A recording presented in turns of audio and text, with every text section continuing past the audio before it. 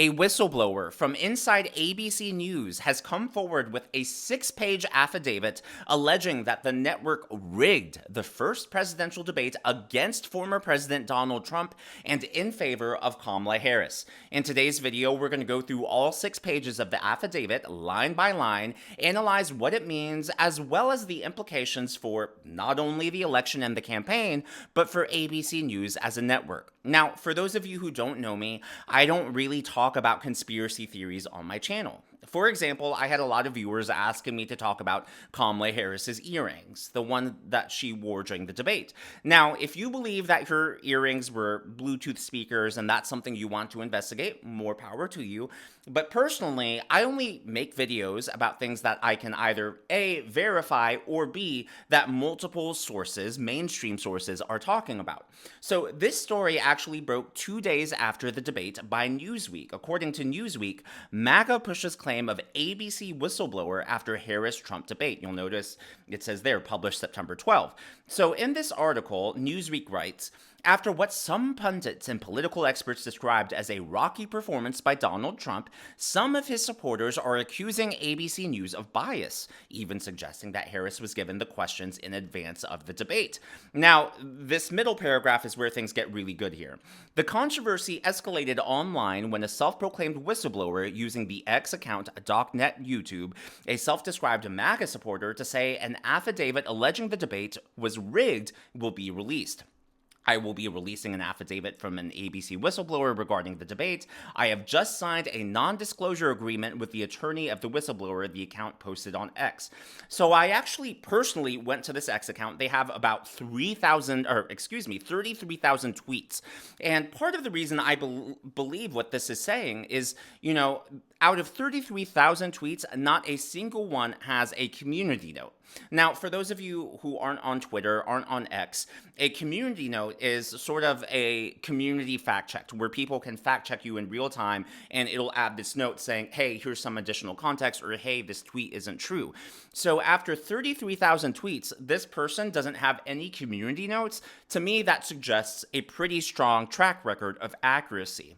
Now, the Daily Beast and the rest of the media is jumping on this whistleblower. The Daily Beast published ABC slams Trump's latest conspiracy theory about debate loss. It wasn't just them. ABC denies giving Harris questions in advance as furor over bias by moderators David Muir and Lindsay Davis intensifies. And I want you to take a look at the specific wording of these denials by ABC, because once we get to the affidavit, the specific wording of these denials is actually really important and really eye-opening. ABC, facing mounting accusations of bias in its moderation of Tuesday's presidential debate, is forcefully denying giving the questions in advance to Vice President Harris, or otherwise colluding with her campaign. Absolutely not, a spokesperson for ABC News told the Daily Beast on Friday. Harris was not given any questions before the debate. The network also denied that the Harris campaigns were in contact with the moderators. So, again, really pay attention to that quote there. Harris was not given any questions before the debate. A few more things before we get to the affidavit. The Washington Post, Trump spreads baseless claims about Harris's debate performance. The New York Post, Kamala Harris did not receive debate questions in advance, ABC claims. Absolutely not. So these accusations are at least credible enough and widespread enough that ABC News felt the need to release an official statement denying the allegations. Now, just days before this affidavit was made public online, just now, Just the News released a really interesting headline on this from a former Clinton official aide. Former top Clinton advisor calls on ABC to launch internal probe into whether debate was rigged.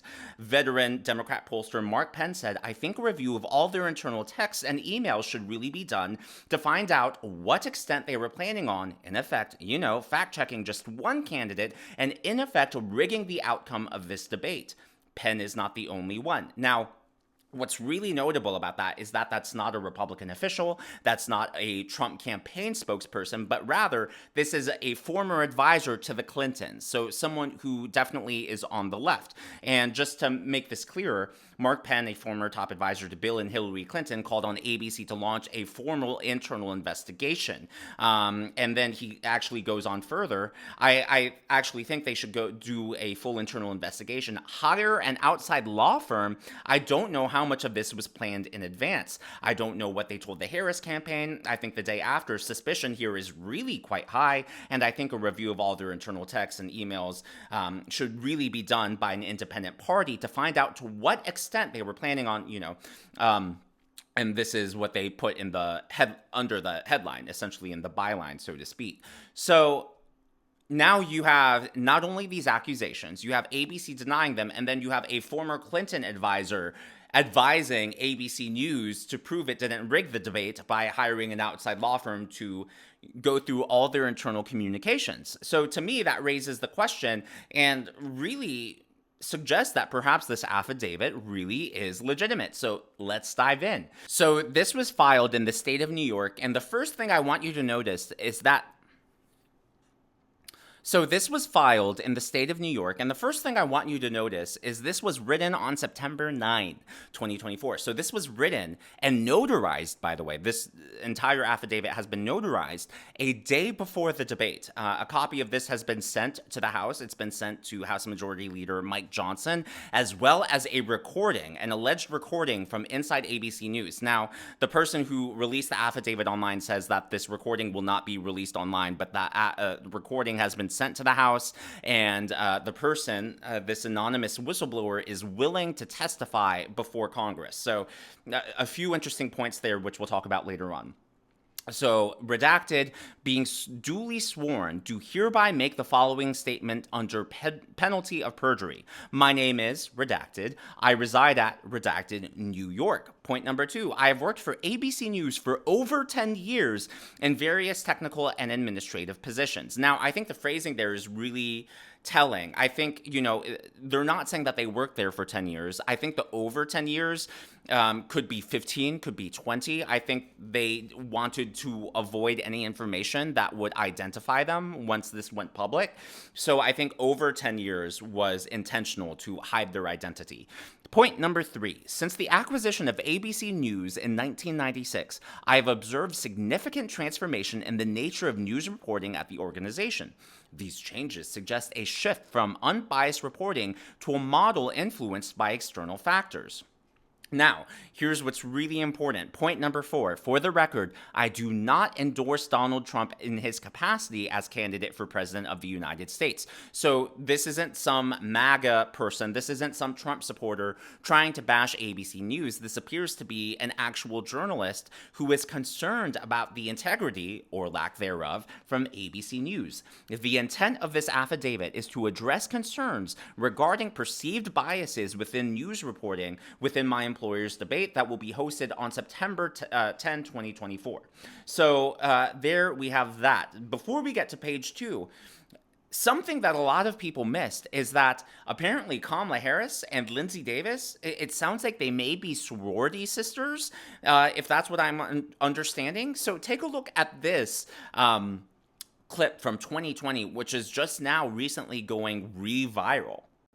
Davis, Robin Roberts is right. It's a sorority thing. I don't understand it all. So you have to explain it to everybody. Sure. You're a sorority sister of Kamala Harris. Right. Well, pearls are a symbol of Alpha Kappa Alpha Sorority Incorporated, which she pledged while she was at Howard University. And the strand of pearls is symbolic of the unity and the sisterhood. OK, but on this day, there's actually a Facebook page of women who say wear pearls on January 20th, 2021. And hundreds of thousands of women are apparently wearing pearls in support of her.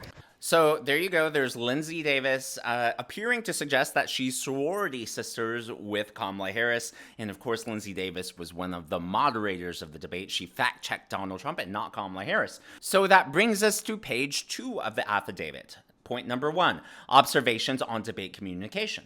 since the debate of President Trump and Vice President Harris had been announced to be broadcast on ABC, various members of staff had expressed hope of a debate where issues that were important to everyday Americans would be discussed, and there had been promises made that the candidates would be held to firm discussions regarding their proposed policy stances and that the debate would not deteriorate into an ad campaign, whereas both candidates would simply make blanket statements without specific policy or explanations as to redacted. So I think point number one is totally fair. That's what we want out of a debate. We want serious policy discussions as well as, an introspection and an investigation and analysis into each other's positions. So point number two, political position clarification. Many employees of ABC who were looking for a fair and honest debate questioned whether the clear bias that is well known throughout the company. It is common knowledge that debate moderators, as well as chief executive officers of my employer, are well known not to support Donald Trump. This led to several employees speaking up in regards to how fair the debate was going to be. We were given assurances that the debate would be fair, and neither the Harris campaign nor the Trump campaign would redacted unfair advantage. Now, that's what I had personally hoped for going into the ABC News debate. I was pleasantly surprised by CNN. CNN, of course, has been a regular scapegoat of Donald Trump and the right. Well, the CNN debate, I thought, was actually fair. Dana Bash and Jake Tapper didn't attempt to fact check. They didn't attempt to make themselves the story. They just actually moderated the debate and let Joe Biden and Donald Trump go at it. So a clear difference between ABC News and CNN. Point number three, concerns regarding journalistic integrity. It is my belief that contemporary news organizations, including ABC News, no longer adhere to impartiality. And of course, this is what we saw, right? Prior to the debate, MRC Media Research Center released their analysis of dozens and hundreds of news stories, and they found that 100% of the stories about Kamala Harris were positive, whereas 93% of the stories about Donald Trump were negative. What are the odds of that? That suggests some sort of systemic bias. That suggests some sort of systemic programming within the network.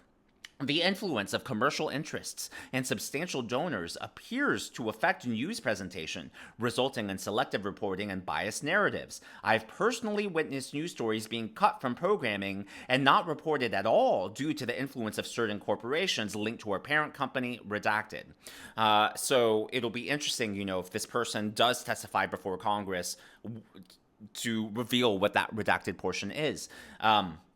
Observations pertaining to debate fairness. I've noted specific instances related to the debate between Donald Trump and Kamala Harris that raise concerns about procedural fairness. The specific instances of perceived biases are as follows. So, before we get to page number 3, keep in mind this was notarized. This was mailed out the day before the debate on September 9. So it's really interesting what he's about to point out here, because this was written, notarized, sent out before the debate even happened.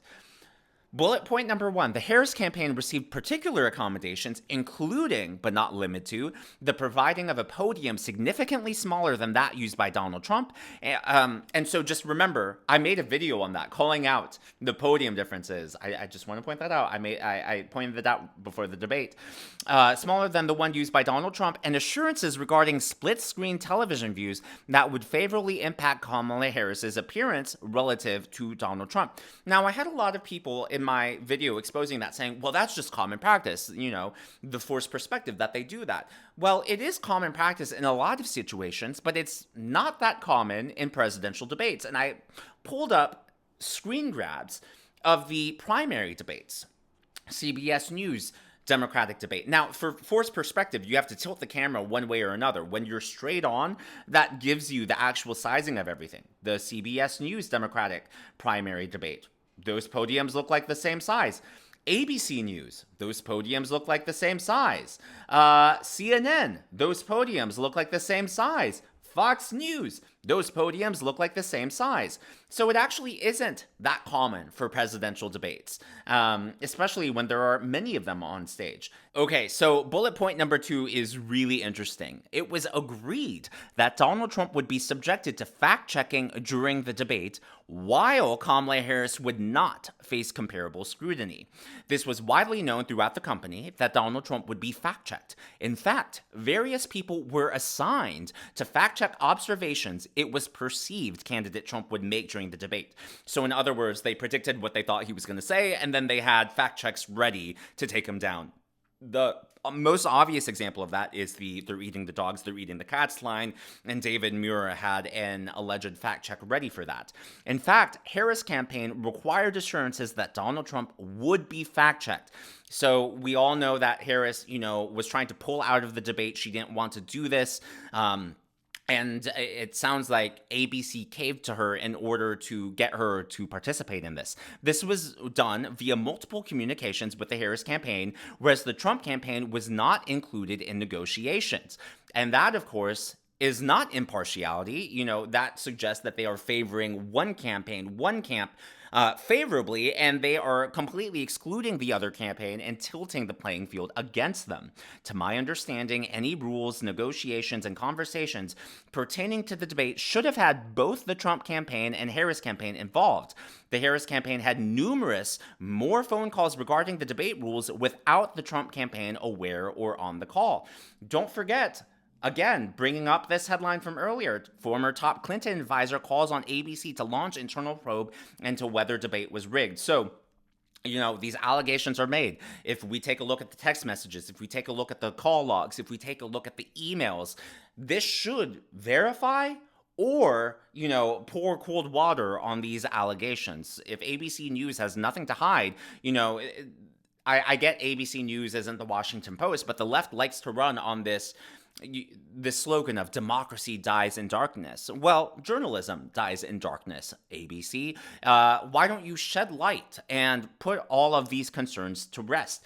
Bullet point number 3 on page number 3. The Harris campaign was provided with sample questions, while not the exact questions, covered similar topics that would appear during the debate. So I don't know if you remember, but earlier I told you to take a look at the specific denials from ABC, and the specific wording was "absolutely not." A spokesman for ABC News told the Daily Beast on Friday Harris was not given any questions before the debate.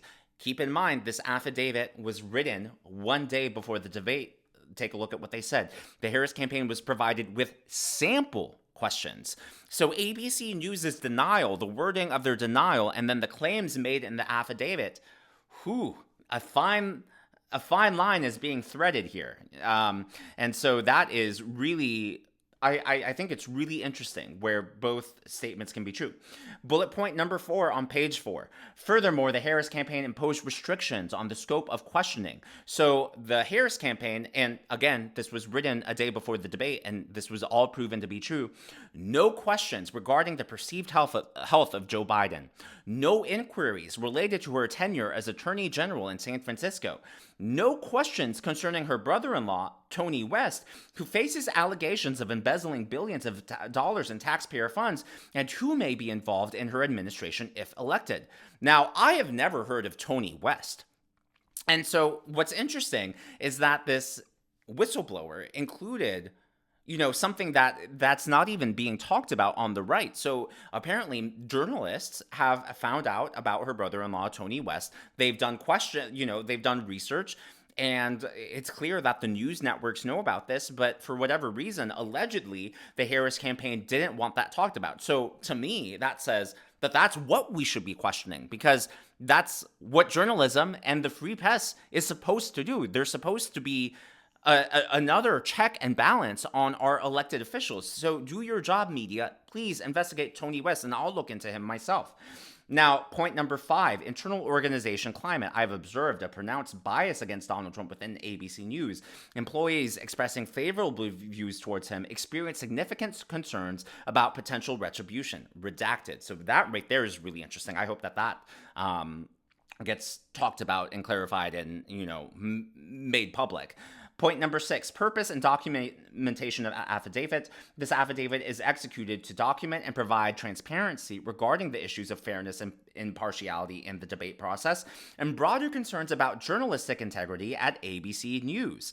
Now, there are a few more interesting points made in the final closing pages of this. So this affidavit was notarized on September 9. In addition to notarizing this affidavit, this whistleblower sent a certified letter to themselves, also postmarked September 9, which will be unopened for any future investigations. But that's not all. This person also sent a certified letter to Speaker Mike Johnson. So I think that that will be something that we're going to want to watch out for. If the House, if Speaker Mike Johnson starts talking about this letter and starts talking about these allegations, then we will know for a fact that at least the existence of this affidavit is verified, real, and not just, fake news of someone online. Additionally, for further investigation, I've secretly recorded several conversations that will prove the Harris campaign insisted upon not only the fact-checking of Donald Trump, but also insisted on what questions were not to be asked under any circumstances, or else the Harris campaign would decline to participate in the debate. And here's the most important part. I make these statements under penalty of perjury and without coercion of any kind. So there you have it. Those are 6 pages of the affidavit. I personally, what I'm going to be looking forward to is whether there are any statements from Speaker Mike Johnson in the coming days, whether there are any statements from the House opening an investigation to ABC, whether this whistleblower actually comes forward and is willing to testify in front of Congress. An accusation has been made now, and this is apparently, an affidavit that has been notarized. ABC News has already made statements against these allegations before the affidavit was released online. So the question is now that this affidavit has been released, will ABC News make any more statements? Will they deny what has been alleged in these documents? As always, this is my analysis and my commentary, and I would love to know yours in the comments below. What do you think about all of this? Do you think this is just a hoax? Do you think it's fake news? Or do you think this is the beginning into a huge expose that could rock not only ABC News, but the entire mainstream media? Let me know your thoughts in the comments below. If you haven't already, please be sure to give me a thumbs up. I know it's a simple thing to ask, but it really does help me to reach more viewers like you in the algorithm. Be sure to smash that subscribe button and to check out one of these videos.